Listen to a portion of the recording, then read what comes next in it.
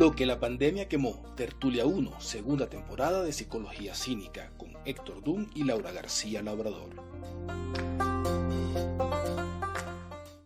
Ape, ¿cómo estás? Hola, Caperuso. Tiempo sin ¡Feliz año! verte. Feliz año ¿En qué casi. año estamos? ¿En qué año estamos? Mira, no sé, Me este perdí. año, porque este año es, no sé, es como una dimensión desconocida. Mira, ¿de dónde estoy? Otra vez, en el cuarto The amarillo. Yellow The Room. Yellow Room, yes. Bueno. Bueno, fíjate, mira, tengo por aquí un temazo para esto que dimos en llamar la tertulia 1 de la temporada 2 de Psicología Cínica. ¿Ok? Oye, estamos como en Netflix. ¿Ah? Exacto, sí. Mira, a pesar de que todavía ni siquiera hemos terminado de publicar las tertulias de la temporada 1, ¿ok? Pero ya estamos comenzando con la tertulia 1 de la temporada 2. ¿Ok? Porque sí, lo de la última tertulia, que fue así global, todavía hay material pendiente por publicar. ¿Okay? No crean que no va a Okay. salir el resto de esa bella entrevista que tuvimos con nuestros colegas. Mira, Cape, por aquí me encontré con algo, con un artículo escrito, no sé si es una periodista o una profesional articulista que se llama Ivette Leiva. Salió el 16 de octubre recientemente por el portal de Yahoo Finanzas, Yahoo Finanzas. ¿Okay? Se llama ¿Por qué los CEOs de importantes compañías ya no quieren reuniones vía Zoom? ¿Okay? Para quienes no sepan, de repente ¿A poco? para quienes no sepan, A un ver. CEO son las siglas en inglés para Chairman Executive Officer, que sería como el presidente de una compañía, como el encargado de la presidencia o de la gerencia de una gran corporación.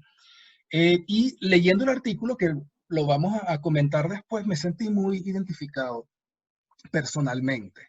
¿Okay? ¿Por qué? Porque el tema del teletrabajo, pienso yo, si bien ha permitido, y me incluyo ahí, ha permitido la continuidad operativa de muchas organizaciones, y al principio fue así como un boom de que, wow, sí, mira todo lo que podemos hacer vía, o sea, en línea, de forma remota, digital, pero después nos empezamos a dar cuenta de una cantidad como todo tiene su lado positivo y su lado negativo, y empezamos a descubrir el lado negativo.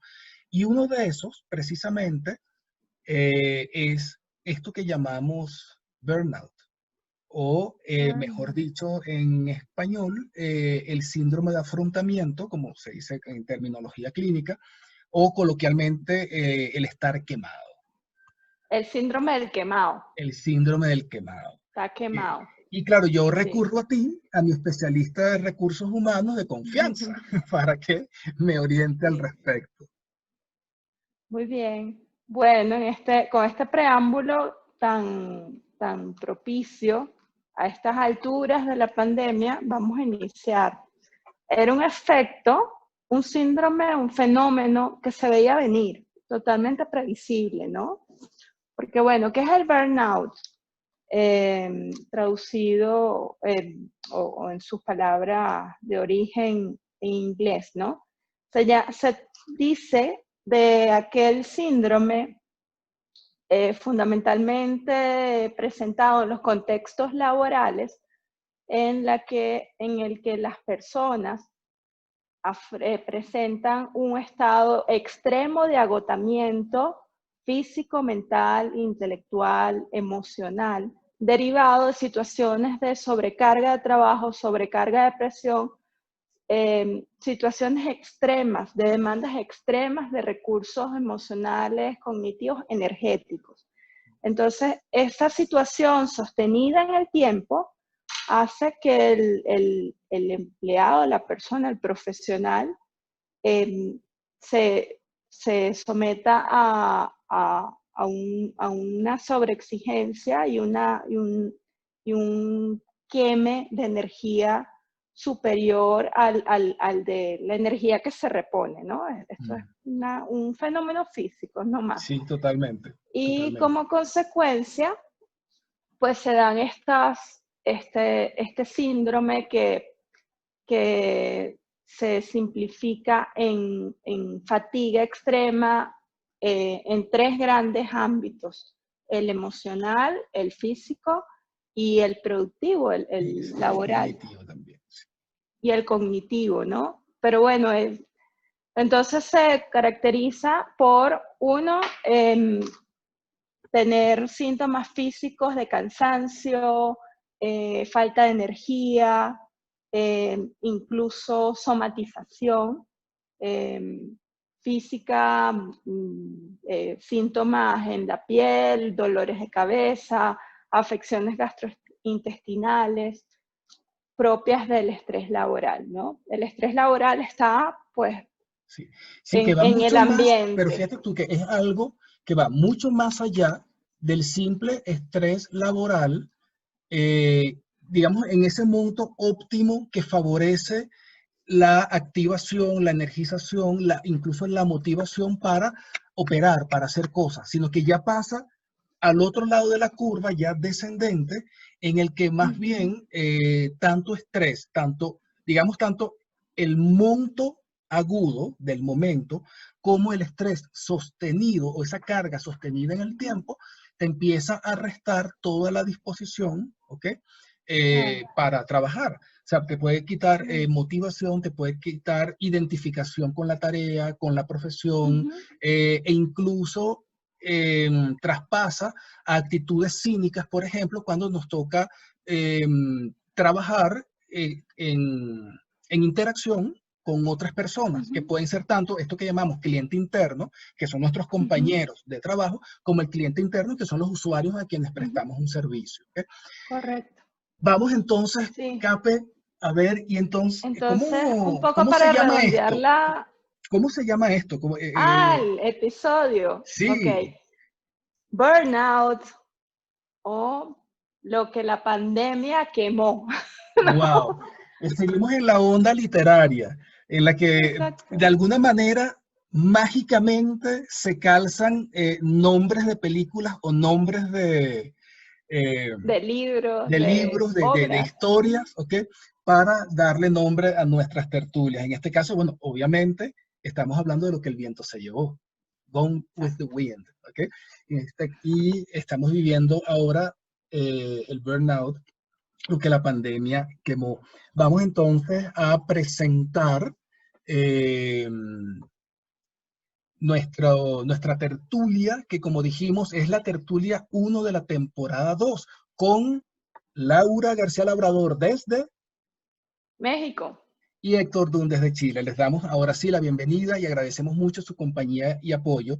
Psicología Cínica está disponible en Anchor, Spotify, Apple Podcast, Google Podcast, Castbox, Podbean y otras plataformas. Síganos en nuestras cuentas de Instagram, @Psicología Cínica, y en nuestro canal de YouTube, Psicología Cínica, preferiblemente, donde subimos los videos de nuestros episodios, por lo que los invitamos a que se suscriban, le den me gusta a nuestros videos, los compartan, activen las notificaciones y recomiéndennos. Entonces, Carpe, ya tú nos diste una excelente definición, una caracterización de lo que es el burnout, y en buena parte me siento identificado. Pero creo Sí, que bueno, tú aquí querías para redondear la también redondear otras idea, ideas, sí. sí, redondear o terminar de explicar de qué trata el burnout. Bueno, quedamos en que es un síndrome de fatiga extrema caracterizado en 3 grandes dimensiones. Una, la falta o la reducción de energía, ¿ok? La otra es la disminución de la motivación o el interés y tomar una actitud cínica ante el trabajo y fundamentalmente, o lo más relevante es un deterioro significativo en las habilidades de comunicación y de relacionamiento en el trabajo, ¿no? Y una tercera dimensión, que más que una característica, sería una consecuencia, es la reducción de la productividad, por ende, ¿no? Claro. Okay. Bien, yo quiero aprovechar para preguntarte, te estoy aprovechando, ¿ok? Porque tú eres experta en el área, porque claro, está el contexto de pandemia que se ha vivido en el año 2020. Eso por un lado, pero el burnout es un fenómeno que existe mucho antes de la pandemia. O sea, es algo que Desde ocurre y sobre todo en ciertas profesiones. Suele darse con unas mayor más énfasis, probables, sí, suele unas darse, más probables que otras, pero sí, en todas las claro, profesiones, en y todos puede ojo, no ocurrir. solo en contextos laborales, Sí.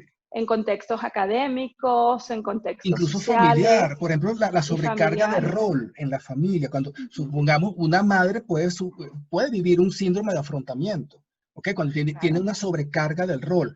Ahora, lo que sí es que el burnout fue, entiendo yo, identificado principalmente en las profesiones de servicio a personas, ¿ok? Por ejemplo, en los hospitales, en las emergencias hospitalarias, y generalmente en servicios sociales y servicios humanos. Entonces, se decía antiguamente que quienes más estaban expuestos al burnout eran personas, por ejemplo, como médicos, como enfermeras, trabajadores sociales, ¿ok?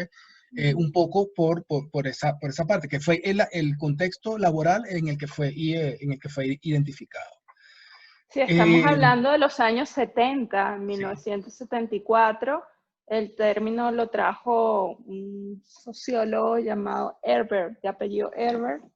Pero bueno, ha evolucionado la definición y se ha amplificado el fenómeno a distintas áreas, distintos campos, distintas profesiones, hasta llegar al 2020, donde es un fenómeno generalizado y maximizado por la situación natural de estrés, que, que al estrés laboral o la presión en los contextos laborales se le suma una presión de magnitudes inconmensurables e incontrolables como es la pandemia, ¿no? Claro, ahí agregamos un factor de estrés, ¿ok? En este caso no normativo. Ninguno de nosotros tenía programado en su ciclo vital vivir una pandemia. Entonces, realmente es un Claro, fenómeno para el cual ninguno de nosotros había anticipado estrategias de afrontamiento. Ni nosotros como totalmente. personas y ni siquiera los países ni las organizaciones estaban preparadas para una situación de Y nos pandemia. encontraron en muy malas condiciones. Como mundo, nos encontraron en muy malas condiciones de salud Mm. general, económica general, regulatorias, políticas, Sí, sí, Dios mío. sí, incluso viviendo en medio de una serie de creencias en las que me voy por lo menos a dos específicamente, que a raíz de la pandemia vinimos a descubrir que eran creencias falsas. Uno, de que el mundo estaba completamente digitalizado y globalizado, y sobre todo con el tema del teletrabajo y la teleeducación, o sea, para poderle dar continuidad a la escuela y a los procesos educativos, entonces nos dimos cuenta que en realidad no todas las personas, no todas las familias están digitalizadas. Más allá de que la gran mayoría de las personas tienen un teléfono, así sea de baja gama, pero con algunas características inteligentes, pero en realidad, incluso en familias de clase media, no se cuenta con todos los recursos, por ejemplo, para que todos los miembros de la familia estén al mismo tiempo, unos trabajando y otros en clase.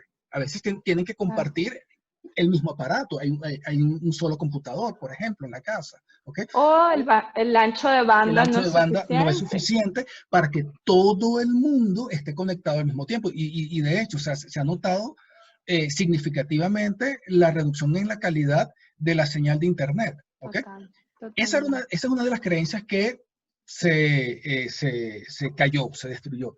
Y la otra, que me parece súper interesante, la de que pensábamos que por el hecho de que los niños y los adolescentes nacieron en un mundo digitalizado, ellos estaban también digitalizados, que por el hecho de que ellos viven pegados de un aparato y están todo el día allí haciendo cosas y que cada vez que un papá se traba en algo que no sabe hacer, viene el chamito y se lo soluciona, pero a la hora de la verdad no estaban tan digitalizados. ¿Okay? Yo en mi trabajo descubrí que los jóvenes y los niños desconocían una cantidad de aplicaciones y de herramientas ¿qué pasa? Que conocen las de juego, conocen las de entretenimiento, pero no conocían las de trabajo. Entonces, nunca se habían ubicado en lo que era compartir material digital a través de una nube, sincronizar tu celular con la computadora, el cómo manejarte, por ejemplo, a través de un aula virtual. O sea, cómo realizar tareas de investigación o utilizar, por ejemplo, qué sé yo, herramientas de redacción, graficación, animación de computadora. Y bueno, todo esto ellos se enfrentaron a que realmente no estaban digitalizados. Claro. Lo que tenían era una interacción limitada solo de Lúdica, entretenimiento con los fines aparatos lúdicos, digitales. claro, claro. Y a estas dos creencias que tú pones sobre la mesa, yo le sumaría dos, más con el lente de recursos humanos, de gestión de talento. Una, la fulana adaptación al cambio orgánica. Al principio de la pandemia, todos pensábamos que en las organizaciones especialmente, estábamos pensando que el cambio se da orgánicamente y que todos estábamos muy adaptados. Y este artículo que tú referiste al inicio de la tertulia me hizo mucho sentido y fue así como una crónica de una muerte anunciada, ¿no? Al pasar del tiempo, ya han pasado, no sé, 8 meses. 8 meses. 7, 8 meses. Y el efecto inicial o las percepciones iniciales hoy en día cambiaron y son otras. O sea, eso CEO que al inicio de la pandemia y en cada uno en su organización decía, esto está funcionando poca madre, esto un cambio orgánico, la gente se ha adaptado buenísimo, la productividad muy bien. No, o sea, el cambio se debe preparar, planificar. Exacto. Y acompañar. Claro, existe el cambio planificado y también existe el cambio no planificado. O sea, hay crisis normativa pero el cambio y no normativa. Pero el cambio no planificado tiene un gran costo. Un gran costo. Irrumpe, y no es desestabiliza. tan sostenible en el tiempo, o sea, sí sea orgánico, pero tiene sus consecuencias y sus bemoles. Y es lo que estamos viendo a nivel de productividad. Sin leer el artículo, yo quisiera señalar algunas de las ideas que aparecen ahí. ¿Okay? Por ejemplo, si al principio se pronosticaba que muchas empresas habían descubierto la panacea, la gallina de los huevos de oro, y dijeron, pero nos dimos cuenta que no necesitamos arrendar o construir tantas áreas para instalar oficinas para que venga la gente a trabajar aquí. Nos vamos a ahorrar un platal porque la gente puede hacerlo desde su casa. Resulta que cuando se empieza a ver que el teletrabajo tiene un tope, una capacidad tope en el que se puede mantener la productividad, ¿ok? Y a partir de ahí más bien la cosa baja. Se está dando ahora el fenómeno de que hay empresas que lejos de reducir espacios para que la gente vaya a trabajar, más bien se están aumentando. Los CEOs, los presidentes de las corporaciones se han dado cuenta de varias cosas. Uno, que sigue siendo necesario el contacto personal. Un contacto remoto puede servir, por ejemplo, para adelantar gestiones, puede servir para fomentar un vínculo y eso, pero no se puede quedar ahí.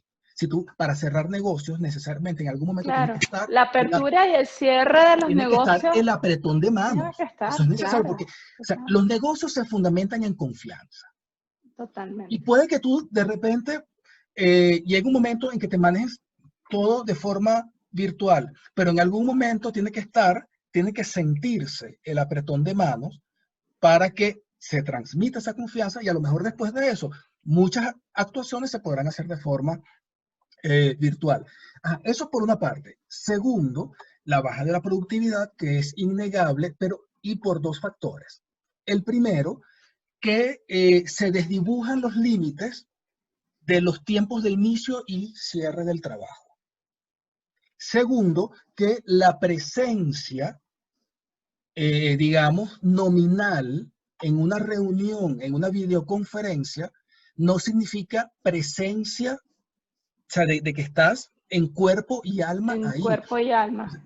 Se sabe que muchas personas que oyes pero no escuchas. Muchas personas hacen acto de presencia, pero están cocinando, viendo televisión, están haciendo el amor, gente que se queda dormida o que se ponen a hacer otras cosas del mismo trabajo y bueno, de repente en segundo plano escuchan la reunión, se van enterando de lo que está pasando en la organización, en algún momento responderán a algo que se les pregunta, pero las personas no están allí en cuerpo y alma. Lo mismo también, hay cosas que se dan en las reuniones presenciales, como por ejemplo, el poder ver la expresión del otro, saber por dónde viene su idea, el poder hacer una interrupción oportuna, ¿okay? Eso no se maneja igual en una plataforma digital porque incluso una interrupción más bien descoloca, ¿okay? Aturde. ¿Okay? Entonces empieza todo el mundo, no, ya apague los micrófonos, no sé qué tal.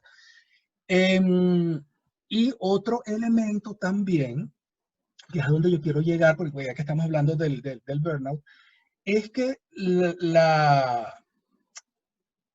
plataformas, el trabajo digital exige unos procesos, sobre todo, primero, tanto cognitivos como emocionales, que son adicionales a lo que, a que si se estuviera haciendo de forma presencial. O sea, tiene que ver con tener que estar más estructurado, prestar más atención, ¿ok? Si hay procesos, por ejemplo, en nuestro caso, que somos psicólogos que además trabajamos procesos conductuales y emocionales. Imagínate lo que significa, por ejemplo, para mí, hacer manejo conductual en línea. Que me ha tocado hacerlo. Hay niños de 7, 8, 9 años con los que estoy haciendo terapia y el 25-30% del tiempo se va en centrar atención y en que logre, en que el niño aprenda a manejarse con una estructura conductual en un entorno virtual.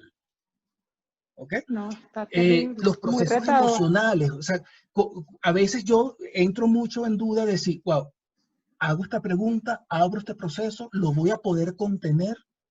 Correcto. ¿Okay?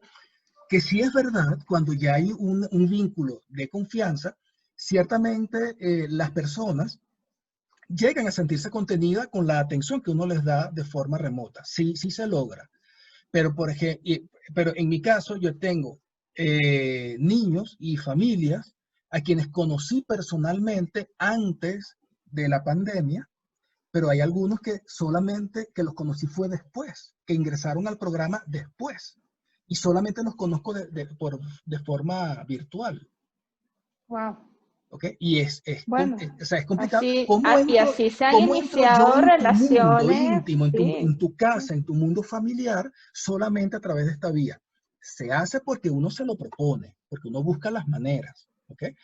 Pero la idea central de todo esto es que todo eso implica un esfuerzo adicional que 1 más 1 más 1 más 1 a lo largo del día, a lo largo de la semana, a lo largo de 8 meses, llega un punto en que te vuela. Claro.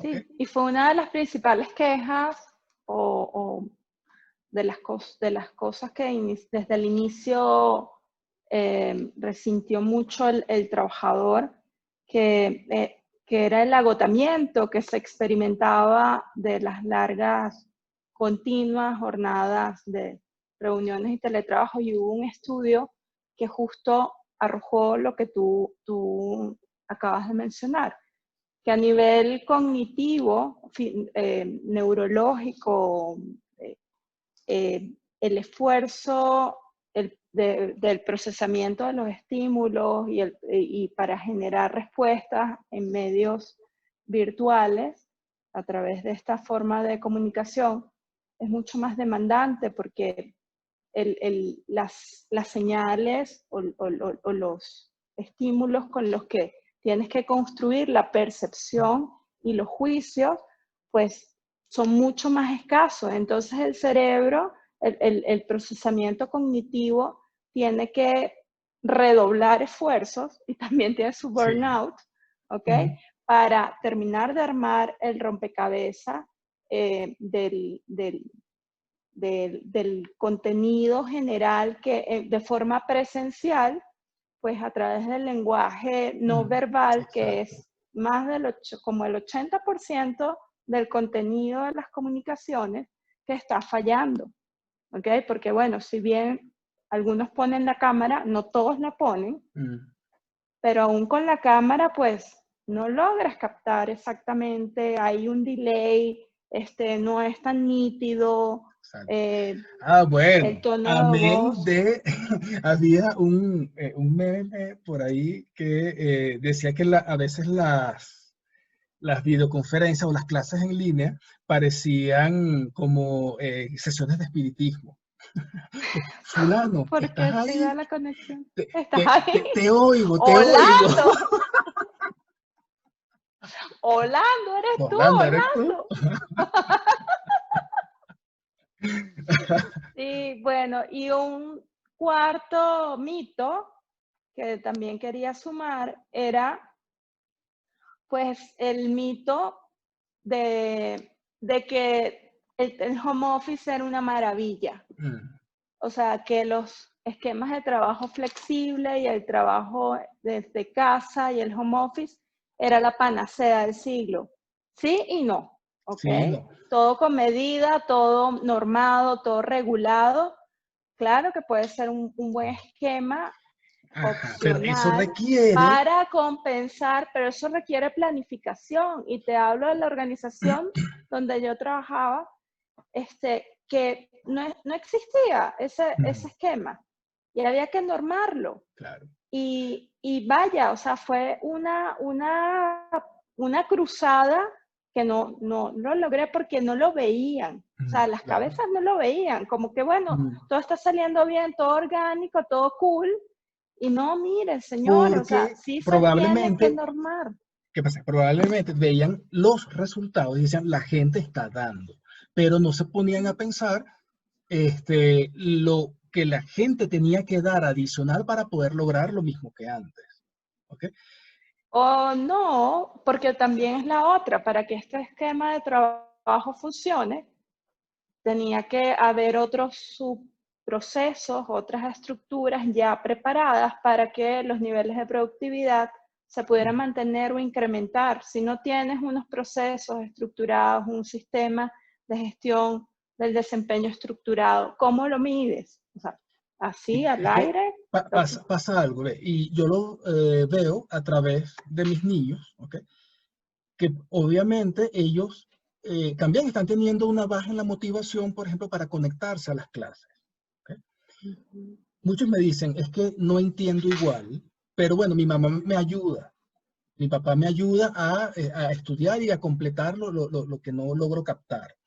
Porque claro, un profesor no necesariamente puede palpar, puede monitorear el uno a uno de cómo va el proceso individual de los niños. O sea, emite un contenido, o sea, clase vista, ¿ok? Y después mándenme la tarea. Eso por un lado. Segundo, se cansan, se aburren de que no se entiende bien, que no se escucha bien, que se pega la imagen, que se pega el sonido, que no sé qué, entonces ya, qué fastidio, ¿ok? Y lo otro es que ahí fue donde yo busqué mucho bajarles, digamos, la angustia por las altas expectativas que pudieran tener de sí mismos, ¿ok? Porque yo les decía, mira, yo puedo entender, o sea, el hecho de que tú te estés levantando a las 8, 9, 10 de la mañana, no te lo recrimino, no te culpo, porque para poder hacer todo esto que se nos está exigiendo todo desde la casa, se requiere de una gran capacidad de autogobierno, de autodirección, de autodisciplina. Y si a nosotros mismos, los adultos, nos cuesta, imagínate a un niño, Claro, a un claro. adolescente. O sea, no los Sí. podemos culpar de que no puedan seguir esa estructura cabalmente, porque de hecho Mm. hay que enseñarles cómo hacerlo.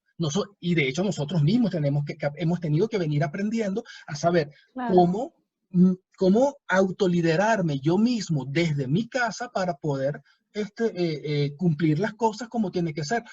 Y no, por ejemplo, claro, postergar porque lo puedo hacer en la noche. Y eso es claro, terrible, eso es terrible. claro, Es terrible porque al claro, y tal final vez, o sea, ni abres o sea, ni abres el kiosco ni cierras el kiosco como es. Porque o sea, no es lo mismo cuando vas a la oficina que tú dijiste, ya salí, dejé eso atrás.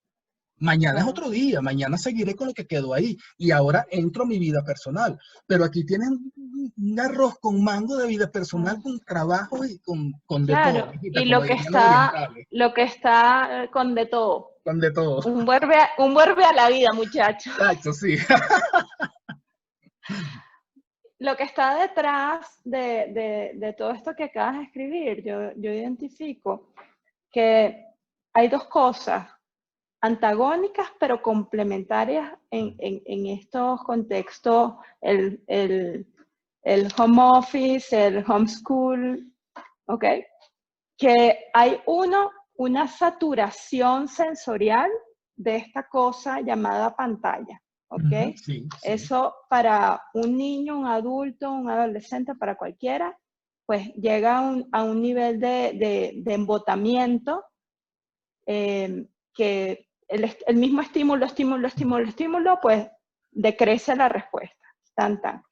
Y la otra, que es antagónico, pero complementario en esta situación de confinamiento, que es el empobrecimiento de los estímulos adicionales, Sí, que en un exacto. contexto escolar normal, pues después de la clase salen al recreo, interactúan, Corren, saltan.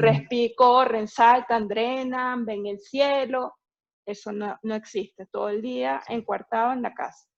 Y en el trabajo, pues, en estos días conversaba con una amiga que ella dice, mira, a mí me encanta el trabajo de oficina, me encanta trabajar, o sea, yo soy de pelar el diente, de ir a tomar café, de conversar y luego sentarme a trabajar, ir a comer, y eso enriquece los contextos laborales, sin lugar a dudas. Y eso está fallando Y enriquece la y, vida. y enriquece la vida, claro que sí. Sí. Y esto en unión con el artículo que leíste me da una profunda alegría de que los círculos de toma de decisión a nivel pequeño, Corporativo, sí. celular, corporativo, pues hay un despertar, una conciencia de que, bueno, que esto es una situación transitoria y que sí, va a cambiar sin duda alguna el esquema de los patrones de trabajo, los modelos Mm. de trabajo, Sí, yo pero para creo que hacerlos mixtos, exacto, no para cambiarse a esto. exacto. Sí, Es yo creo que todo insostenible en al el final, tiempo. y gracias a Dios, como tú dices, va a ir tendiendo a un equilibrio, ¿ok? Ujú, Este, mira, yo quisiera, porque ya tenemos pocos minutos, ¿ok? Para ir cerrando, pero ujú, quiero también como poner de relieve dos aspectos, porque fíjate, cuando hablamos del síndrome de burnout, la mayor parte de las cosas que hablamos son, digamos, el cambio de actitud, el cambio de motivación, la sobrecarga mental y todo esto, pero hay un aspecto bien interesante y súper importante que es la somatización. Sabemos que el estrés es una respuesta adaptativa que mediante la cual nuestro cuerpo y nuestra mente se preparan para afrontar, ¿okay? Para responder ujú. a una exigencia, para responder a algo que surge y hay que atenderlo, ¿okay? Pero obviamente cuando eso es sostenido, ocurre muchas veces que las personas vienen a sentir o vienen a tomar en cuenta, o el cuerpo viene a reaccionar cuando la fuente de estrés desaparece, vuelves a la calma y ahí es cuando todo explota. ¿Okay? La gripe, la gastritis, ya el Entonces, lumbago. sí, exacto, exacto. Por ejemplo, fíjate tú, en mi caso, estamos ahora a octubre de 2020, mediados de octubre, y yo, bueno, en las últimas 2 semanas he estado en consultas médicas y todo esto, haciéndome exámenes, por algo que detecté aproximadamente en junio, julio, es decir, cuando ya llevaba unos 3 o 4 meses en teletrabajo. La señal más, o sea, como la más superficial, la más evidente es el tinnitus. Tinnitus, que muy probablemente, o sea, cuando fui con la otorrino, detectó que yo estoy bruxando, que nunca en mi vida, ¿ok? Y el bruxismo puede causar tinnitus. Y el Claro. bruxismo, a su vez, Todos los puede ser huesecillos. causado por estrés. Claro. Y Yo ahora, soy una bruxística, y pero ahora yo me duermo estoy con dando guarda. cuenta, porque son cosas que a lo mejor están presentes desde antes, pero que uno las va haciendo conscientes en el camino. Me estoy dando cuenta que, por ejemplo, cada vez que termino una sesión terapéutica en línea, la cabeza me queda que se me va a explotar. Entonces, primero, el volumen del tinnitus aumenta, pero a un nivel o sea, insoportable, acompañado con sensación de pálpito aquí en el cuello y en la sien, y cefalea. Entonces tengo que coger mínimo y tal, y volverme a disponer. O sea, yo creo que tengo que alinearme chakras y volverme a limpiar energéticamente y todo, para poder, porque esto es un trabajo continuo, o sea, es todo el día, y si no es atención en línea, es coordinación con los compañeros de trabajo en línea o trabajo en línea, desde redactar informes, de subir, o sea, de entregar información de todo lo que se ha venido haciendo. O sea, es una cosa constante, ¿ok? Héctor, pero no haces pausa. O Sí, sea, claro que sí. hay que hacer pausas, Sí, sí. caminar, agarrar aire, ¿no? No, no, por supuesto que sí. Ajá. Y ahí es donde, al otro punto donde voy. Porque si bien tú eres especialista en recursos humanos, ¿ok? Yo soy especialista en ergonomía. Casi siempre cuando hablamos de ergonomía pensamos en el diseño de la silla. ¿Okay? Y no, Sí. o sea, la ergonomía lo abarca todo. O sea, así como antes el burnout era un fenómeno laboral y ahora es un fenómeno global y que nos atañe a todos en nuestros ámbitos de vida, la ergonomía también en su origen era una disciplina del entorno de trabajo, ¿okay? Pero hoy en día la ergonomía se aplica en todos los ámbitos de vida, ¿okay? Y no es solamente, o sea, es básicamente cómo diseñar los objetos y los entornos para que la interacción hombre-máquina, hombre-objeto, genere la menor carga o sobrecarga posible.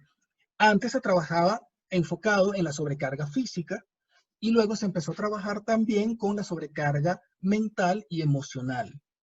O sea, cómo mi interacción con el entorno y cómo el trabajo me puede afectar a mí en lo cognitivo y en lo emocional. Y de hecho, si bien hay una ergonomía destinada al diseño de los objetos, hay una ergonomía también destinada al diseño de la interacción, pero, y de hecho es el área que más me gusta, ¿okay? Que es el diseño de los procesos de trabajo. Y aquí yo hacía una reflexión en estos días, porque cuando yo saco, de hecho, una reflexión crítica a la organización en la que yo estoy, porque si bien todos en el equipo tenemos un altísimo sentido de responsabilidad y hacemos todo lo posible por cumplir, tanto con los lineamientos operativos como con los plazos, ¿ok? Pero ¿a costa de qué? ¿Y hasta dónde es posible? ¿Hasta dónde es posible cumplir con todo lo que desde un nivel central se diseña sin pensar en cómo eso afecta en la implementación y en la ejecución a nivel humano? ¿Okay? Entonces, de hecho, hay un juego, yo me acuerdo siempre que usamos en terapia de aventura, que se llama Rápido y con Cuidadito, ¿no? No lo voy a explicar, pero se trata justamente de encontrar el punto de equilibrio en el cual una tarea realmente se puede hacer con calidad en el menor tiempo posible, pero también se descubre en el camino que debajo de cierto tiempo es imposible hacer la tarea con calidad, porque empiezan a surgir errores. Entonces, ya la meta no es bajar el tiempo, sino conservar la calidad en el menor tiempo que sea posible. Entonces, en el caso de nosotros, ¿cuántas tareas realmente es posible organizar y tener listas en el tiempo y la cantidad que nos están exigiendo? Además, en un entorno virtual. Es una reflexión crítica, además, y que en lo personal, a mí yo me imagino que no solamente a mí me está afectando. De hecho, no tengo el artículo aquí a mano, pero sí leí algo de alguien que ya empezó a investigar en Chile sobre esto, de cómo los profesionales, entre los cuales estoy yo, los profesionales que prestamos servicio subcontratado al CENAME, que es el Servicio Nacional del Menor, habla de un nivel superior al 80% en condiciones tanto de riesgo o que ya presentan burnout. Estamos hablando de 80%. Wow. En contexto de pandemia. Bueno, y antes de la pandemia, otro dato interesante que estuve investigando, que la Organización Mundial de la Salud en el 2019, antes de ni siquiera imaginar la pandemia, ya había determinado, había reconocido el burnout como una enfermedad y lo iban a oficializar en enero del 2022. Yo me atrevería a pensar que vayan a adelantar esa oficialización a enero del 2021.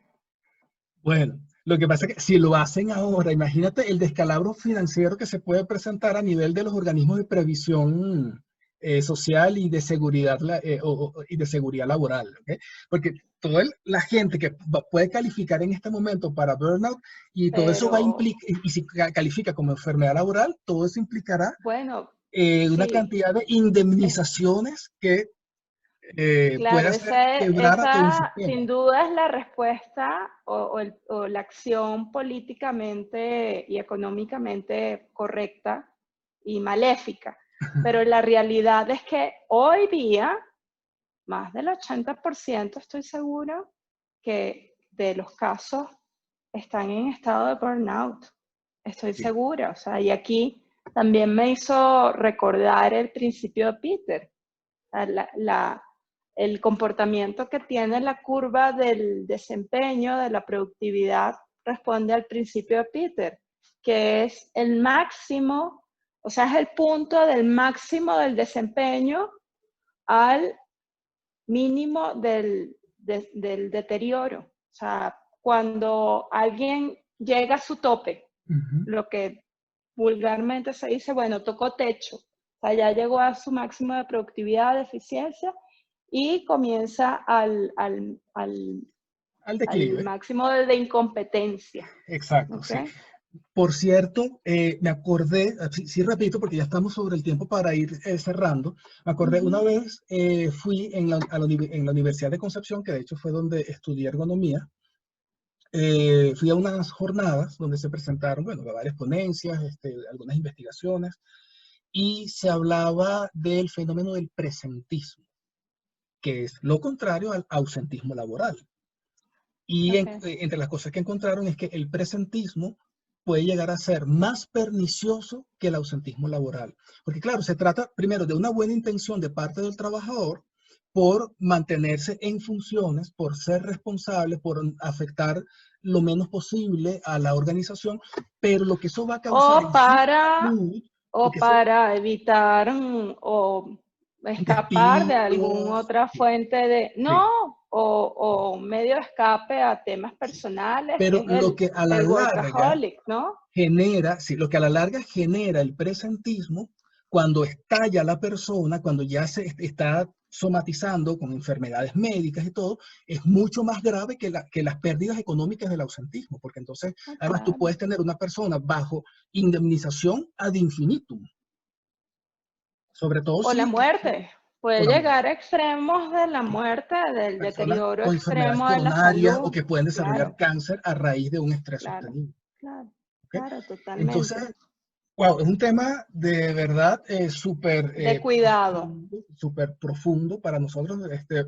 Vamos a ver si Y de compartimos. cuidado, de cuidado. Cuidado. Pero ¿qué hacemos para ir cerrando y cerrar con una mirada constructiva o resolutiva a este fenómeno que está y existe? Mira, yo creo, así como en cortito, así y en pequeño, es, primero, cada uno individualmente la toma de conciencia. Y en segundo lugar, aprovechar espacios organizacionales cuando se hay la oportunidad de estar en equipo para comunicarlo, para que el equipo empiece a verse hacia adentro y generar sus propias acciones de salud. Creo que, por lo menos para empezar en pequeño, y aquí en el nosotros, a cuidarnos nosotros, ¿ok? Ya No, habrá la oportunidad de poder hacer esto a niveles superiores, más sistémicos, más orgánicos, pero creo que al principio hay que hacerlo en pequeño. Creo que es una gran responsabilidad claro, que cada uno de nosotros tiene en sus propias manos y en sus propias claro, bocas. pero sí, la comunicación la contención como equipo es bien importante, ¿no? Para atender el estado de fatiga emocional especialmente.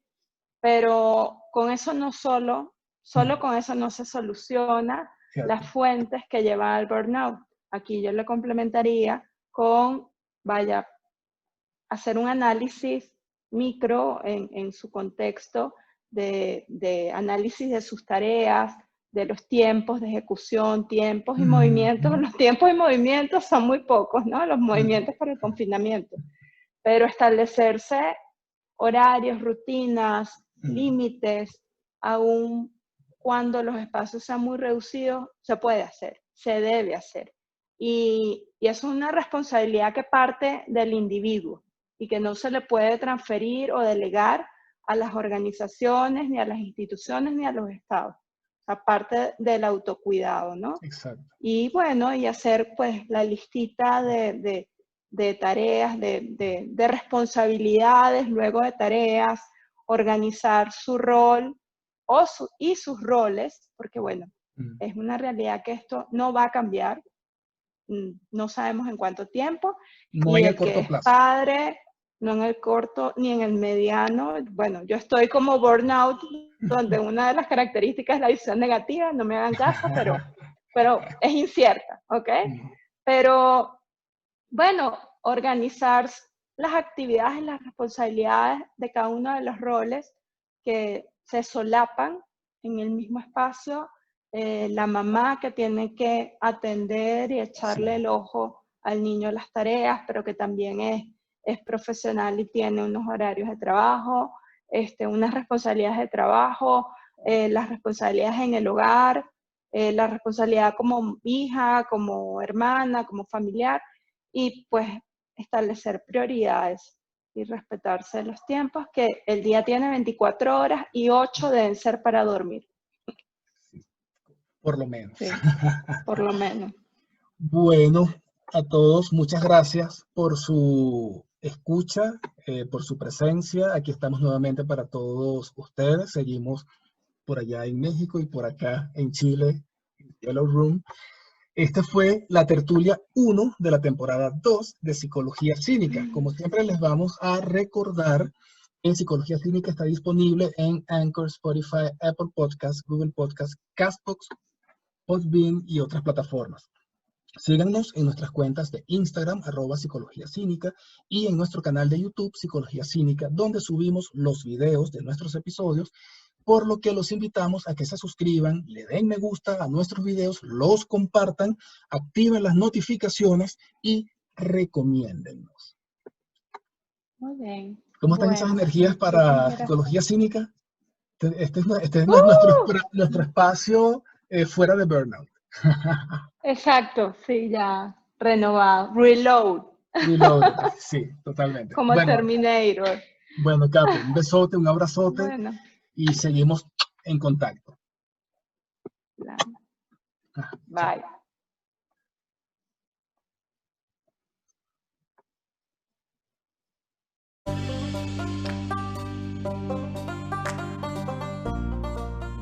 Esto fue Psicología Cínica con Héctor Dunn y Laura García Labrador. Síguenos en Instagram por @psicologiacínica.